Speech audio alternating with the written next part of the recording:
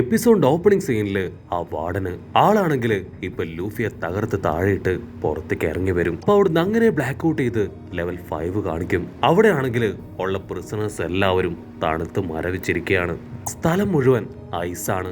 അവർക്ക് പൊതിക്കാൻ ഒരു ബെഡ്ഷീറ്റ് പോലും ഇല്ലാതെ പലരും അങ്ങനെ തണുപ്പില് വിറച്ചു നിൽക്കും. ചിലർക്കാണെങ്കിൽ ആ തണുപ്പ് സഹിക്കാൻ കഴിയാതെ അവർക്ക് ജീവൻ പോലും നഷ്ടാവും. വേറെ ചിലര് ഫുഡ് കഴിക്കാൻ നോക്കും. പക്ഷെ ഫുഡ് കടിക്കുമ്പോഴേക്കും അത് തണുത്തുറഞ്ഞ് കല്ലായി മാറിയിട്ടുണ്ടാവും. അപ്പൊ ചില സോൾജിയേഴ്സ് ഇപ്പൊ ലൂഫി അതുവഴി വലിച്ചു കൊണ്ടുപോകുന്നതായിട്ട് ആ പ്രിസണേഴ്സ് കാണും. ലൂഫിയുടെ ബോഡി മുഴുവൻ ആ വെനം കാണുമ്പോൾ തന്നെ അവർക്ക് മനസ്സിലാവും വാർഡനുമായിട്ട് അവൻ ഡയറക്റ്റ് ആയിട്ട് ഫൈറ്റ് ചെയ്തിട്ടുണ്ടെന്ന്. അവിടുന്ന് അങ്ങനെ ബ്ലാക്ക് ഔട്ട് ചെയ്ത ഇപ്പൊ വാർഡൻ ആ ഹാനിയബാലിന്റെ അടുത്തേക്ക് വരും. അവിടെ ആ സോൾജിയേഴ്സ് മുഴുവൻ അടികിട്ടി അങ്ങനെ നിലംപിരിച്ചായി കിടക്കും.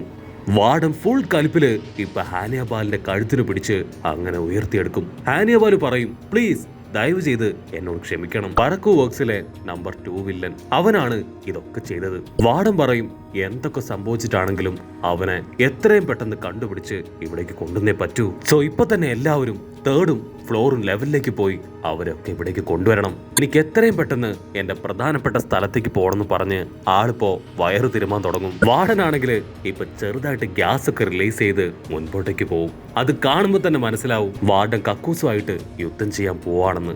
ഗാർഡൻ വിളിച്ചു പറയും, നിങ്ങൾ പിടിച്ചു വെച്ചിരിക്കുന്ന ആ ബഗ്ഗിയെയും നമ്പർ 3യെയും അവരെ രണ്ടുപേരെ എത്രയും പെട്ടെന്ന് എന്റെ പ്രൈവറ്റ് റൂമിലേക്ക് കൊണ്ടുവരണം. എനിക്ക് അവരോട് ചില കാര്യങ്ങൾ ചോദിച്ചറിയാനുണ്ട്. ഹാനിയബാലാണെങ്കിൽ ഇപ്പൊ അവർ രണ്ടുപേരെ പിടിച്ചു വലിച്ച് ഒരു പ്രൈവറ്റ് റൂമിലേക്ക് കൊണ്ടുവരും. അവൻ ഡോർ ക്ലോസ് ചെയ്യും. അപ്പോഴായിരിക്കും ബഗ്ഗിയും നമ്പർ 3യും അവർ പരസ്പരം നോക്കി ചിരിക്കുക. യാഹൂ! അങ്ങനെ നമ്മുടെ പ്ലാൻ അത് ഒരു വിധത്തില് സക്സസ് ആയിരിക്കുകയാണ്. ഇനി അടുത്ത പ്ലാൻ അതെങ്ങനെ വേണമെന്ന് പറഞ്ഞ് അവര് ഹാനിയബാലിനെ തിരിഞ്ഞു നോക്കും. ആക്ച്വലി അത് ഹാനിയബാൽ അല്ല, അവന്റെ രൂപത്തിലേക്ക് മാറിയ സാക്ഷാൽ നമ്മുടെ ഡാൻസറാണ്. ഡാൻസറിനാണെങ്കിൽ ഇപ്പൊ നമ്മുടെ ലൂഫിയെ ഓർത്ത് ഒരുപാട് വിഷമാവും. അവൻ ചോദിക്കും, നമുക്ക് നമ്മുടെ കൂടെ ലൂഫിയെ കൂടെ രക്ഷപ്പെടുത്തി കൊണ്ടുപോയിക്കൂടെ? അതിന് നമ്പർ 3 പറയും, നീ എന്തായി പറയണേ? അവനെ ആ വാർഡൻ തല്ലിക്കൊന്ന് പോയിസൺ ഫുൾ ഫില്ല് ചെയ്ത് ലെവൽ 5ലേക്ക് തൂക്കിക്കൊണ്ടു പോയത് നീ കണ്ടതല്ലേ? ഇനി അവനെ രക്ഷിക്കാനൊന്നും ആരെ കൊണ്ടും കഴിയില്ല. നമുക്ക് എത്രയും പെട്ടെന്ന് ഇവിടുന്ന് രക്ഷപ്പെടാനുള്ള വഴി നോക്കണം, അല്ലെങ്കിൽ നമുക്കും അവന്റെ അതേ ഗതിയാവും. അത് കേട്ട് ഡാൻസർ അവൻ ഏറ്റവും കൂടുതൽ ആഗ്രഹിച്ചത് ലൂഫിയെ രക്ഷപ്പെടുത്തണം എന്നാണ്. പക്ഷെ വാർഡന്റെ കയ്യിൽ കിട്ടിയപ്പോ തന്നെ അവൻ ഉറപ്പിച്ചു ലൂഫിയുടെ കഥ അത് കഴിയാൻ പോവാണെന്ന്. അവൻ വീണ്ടും വീണ്ടും ആ രംഗങ്ങളെല്ലാം ഓർത്ത് കരഞ്ഞുകൊണ്ടേയിരിക്കും. ഡാൻസർ ആണെങ്കിൽ തീർത്ത് പറയും, എന്തൊക്കെ സംഭവിച്ചാലും ലൂഫിയെ ഞാൻ രക്ഷിക്കും. അവൻ എന്റെ ഫ്രണ്ടാണ്. ഞാൻ രക്ഷപ്പെടുകയാണെങ്കിൽ എന്റെ വലം കയ്യില് ലൂഫിയുടെ ഇടം കൈ ഉണ്ടാവും. ഡാൻസർ ആണെങ്കിൽ ഇപ്പൊ ഹാനിയബാലിന്റെ രൂപത്തിലേക്ക് മാറി മെഡിക്കൽ ടീമിന്റെ അടുത്തേക്ക് വരും. അതിനുശേഷം ലൂഫിയുടെ ബോഡിയിലെ പോയിസൺ അത് റിമൂവ് ചെയ്യാനായിട്ട് ആന്റിഡോട്ട് ആവശ്യപ്പെടും. പക്ഷെ ഓൾറെഡി ലൂഫിയുടെ ബോഡിയില് ആ പോയിസൺ അത് മുഴുവനായിട്ടും സ്പ്രെഡായി കഴിഞ്ഞിരിക്കുന്നു. സോ അതിനു പറ്റിയ ആന്റിഡോട്ട് ഒന്നും അവരുടെ കയ്യിൽ ഇല്ലാന്ന് പറഞ്ഞ് അവന് മടക്കി അയക്കും. അവൻ ഒരുപാട് നിരാശയില് തിരികെ ബഗ്ഗിയുടെയും നമ്പർ 3യുടെ അടുത്തേക്ക് വരാണ്. അവരാണെങ്കിൽ വീണ്ടും വീണ്ടും അവനെ ബ്രെയിൻ വാഷ് ചെയ്യാണ്. പ്ലീസ് ദയവ് ചെയ്ത് ഞങ്ങൾ പറയുന്നത് നീ കേൾക്ക്. ഇതിനോടകം ഒരുപക്ഷെ ലൂഫി മരിച്ചിട്ടുണ്ടാവാം. നമുക്ക് എങ്ങനെയെങ്കിലും നമുക്ക് കിട്ടിയ ജീവൻ അതെങ്കിലും തിരികെ പിടിക്കാം. സോ ഇപ്പോഴെങ്കിലും നീ ഞങ്ങളോടൊപ്പം വായു. അപ്പോഴായിരിക്കും ഡാൻസറിന് മറ്റൊരു ബുദ്ധി വെളിച്ചുണ്ടാവുക. അതായത് അവൻ രക്ഷപ്പെടുത്താൻ ശ്രമിക്കുന്ന ആ ആളെ ആദ്യം രക്ഷപ്പെടുത്തുകയാണെങ്കിൽ ആളെ കൊണ്ട് ലൂഫിയെ രക്ഷപ്പെടുത്താൻ കഴിയും. ആള് ഭയങ്കര വലിയ ഡോക്ടറാണ്. ഇമ്പോസിബിൾ ആയിട്ടുള്ള എല്ലാ കാര്യങ്ങളും ആള് പോസിബിൾ ആക്കി മാറ്റും. ഡാൻസർ ആണെങ്കിൽ ഇപ്പൊ ബഗ്ഗിയെയും 3യെയും കൂട്ടി ലെവൽ 5ലേക്ക് പോകും. അതിനുശേഷം അവൻ അന്വേഷിക്കുന്ന ആ അത് ആ ജയിൽ ലിസ്റ്റിലുള്ള ക്രിമിനൽസിന്റെ ലിസ്റ്റ് എടുത്ത് അവൻ ചെക്ക് ചെയ്യാൻ തുടങ്ങും. പക്ഷെ ആളുടെ പേരാണെങ്കിൽ ക്രോസ് ചെയ്തിട്ടിരിക്കുന്നതായിട്ട് അവൻ കാണും. അവനുടനെ സോൾജിയറിനോട് കാര്യം തിരക്കും. അപ്പോഴായിരിക്കും അവൻ പറയാ, വർഷങ്ങൾക്ക് മുൻപ് ഏതോ ഒരു ശക്തി ജയിലിലുണ്ടായിരുന്ന ഒരുപാട് പ്രിസണേഴ്സിനെ അങ്ങനെ അബ്സോർബ് ചെയ്ത് കൊണ്ടുപോയി. ആ സ്റ്റോറിയൊക്കെ കേട്ട് ഇപ്പോ ബഗ്ഗിക്കും നമ്പർ 3ക്കും അവർക്ക് രണ്ടുപേർക്കും പേടി കൂടി വരും. അപ്പൊ ഒരു ഡോർ ഓപ്പൺ ആവും. അവിടുന്നാണെങ്കിൽ നല്ല ഫോഴ്സില് തണുത്ത കാറ്റ് അവരുടെ ദേഹത്തേക്ക് അടിക്കും. ആ കാറ്റ് അടിക്കുമ്പോ തന്നെ അവര് തണുത്ത് കോച്ചും.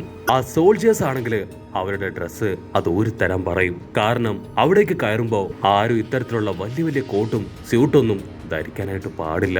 അങ്ങനെ വേറെ വഴിയില്ലാതെ അവരവരുടെ കോട്ടും സൂട്ടൊക്കെ ഊരി വെച്ച് അകത്തേക്ക് കയറും.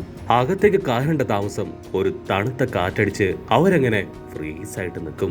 നമ്മുടെ ഡാൻസർ ഹാനിയബാൽ ആണെങ്കിൽ ഒരുപാട് കഷ്ടപ്പെട്ട് കീ കയ്യിലെടുക്കും. എങ്ങനെയെങ്കിലും അവരുടെ രണ്ടുപേരുടെയും കയ്യിലുള്ള ആ ഹാൻഡ് കഫ് അത് അഴിക്കണമെന്ന് പറഞ്ഞ് അവൻ അതിനുവേണ്ടി ട്രൈ ചെയ്യും. കിടുകട പറക്കുന്ന തണുപ്പില് അവൻ കറക്റ്റ് ആയിട്ട് ഫോക്കസ് ചെയ്ത് മണിക്കൂറുകൾ എടുത്ത് രണ്ട് ഹാൻഡ് കഫും അഴിച്ചെടുക്കും.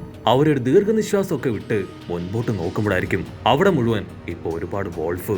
നമ്മുടെ ആൾക്കാരെ കാണേണ്ട താമസം അവറ്റകളാണെങ്കിൽ നമ്മുടെ ആൾക്കാർക്ക് നേരെ കുതിച്ചു പാഞ്ഞു വരും. ഓൾറെഡി നമ്മുടെ ആൾക്കാർക്ക് അവിടെ നിൽക്കാനേ പറ്റുന്നില്ല, അത്രയ്ക്ക് തണുപ്പാണ്. അതിന്റെ ഇടയിൽ ഈ വോൾഫുകളും. ഡാൻസർ പറയും ഇനി ഒന്നും നോക്കാനില്ല, വെച്ച കാല് അത് മുൻപോട്ട് തന്നെ. എന്തൊക്കെ സംഭവിച്ചാലും ഇവറ്റകളെ തോൽപ്പിച്ച് നമ്മൾ ലൂഫിയുടെ അടുത്തേക്ക് എത്തുന്നു പറഞ്ഞ് അവൻ അവറ്റകളെ അറ്റാക്ക് ചെയ്യാൻ റെഡി ആവുമ്പോഴായിരിക്കും ഇവിടെ ബാക്കി രണ്ടുപേര് അവർ രക്ഷിക്കടാ എന്ന് നേരെ വിളിച്ച് പുറകിലേക്ക് ഓടും. നമ്മുടെ ഡാൻസർ ആണെങ്കിൽ അതുകൊണ്ട് വണ്ടടിക്കും. യു ഗായ്സ് ആർ അൺബിലീവബിൾ, നിങ്ങൾ ഇങ്ങനെയുള്ള ആൾക്കാരായിരുന്നു ചോദിച്ച് അവനിപ്പോ റൊട്ടേറ്റ് ചെയ്ത് ആ വോൾഫുകളെ അറ്റാക്ക് ചെയ്യാൻ റെഡിയാവും. പക്ഷെ എന്താ, അവൻ 2 റൗണ്ട് കറങ്ങുമ്പോഴേക്കും അവിടെ ഐസും തണുപ്പൊക്കെ ക്രിയേറ്റ് ആയി അവൻ വലിയൊരു ഐസ് കട്ടയില് അങ്ങനെ ഫ്രീസ് ആയിട്ട് താഴെ വീഴാണ്. വോൾഫുകളാണെങ്കിൽ അങ്ങനെ പാഞ്ഞു വന്ന് ഇപ്പൊ അവനെ പിടിച്ചു വലിച്ച് കടിച്ചു പറിക്കും. അതേസമയം നമ്പർ 3യും ബഗ്ഗിയും അവർ രണ്ടുപേരും ആ വോൾഫിന്റെ കയ്യിൽ പെടാതെ ഒരു ഭാഗത്ത് ഒളിച്ചിരിക്കുകയാണ്. അവർക്കാണെങ്കിൽ ടെൻഷനുണ്ട്, കാരണം വോൾഫുകൾ ഉറപ്പായിട്ടും അവരെ കണ്ടുപിടിക്കും. അവർ പരസ്പരം പറയും നമ്മൾ ഇത്രയും കഷ്ടപ്പെട്ടത് വെറുതെ ആവാൻ പാടില്ല, എങ്ങനെയെങ്കിലും രക്ഷപ്പെടണം.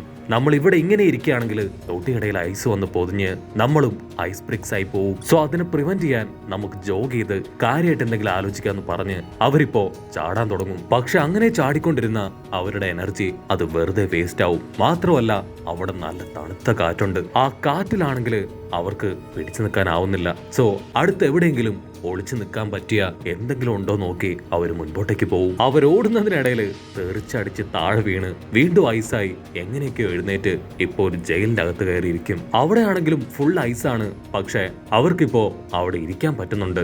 അവരാണെങ്കിൽ പരസ്പരം കെട്ടിപ്പിടിച്ചും ഒരച്ചും ഒക്കെ ചൂടുണ്ടാക്കാൻ ശ്രമിക്കും. പക്ഷെ എന്തൊക്കെ ചെയ്തിട്ടും ചൂട് മാത്രം ഉണ്ടാവില്ല.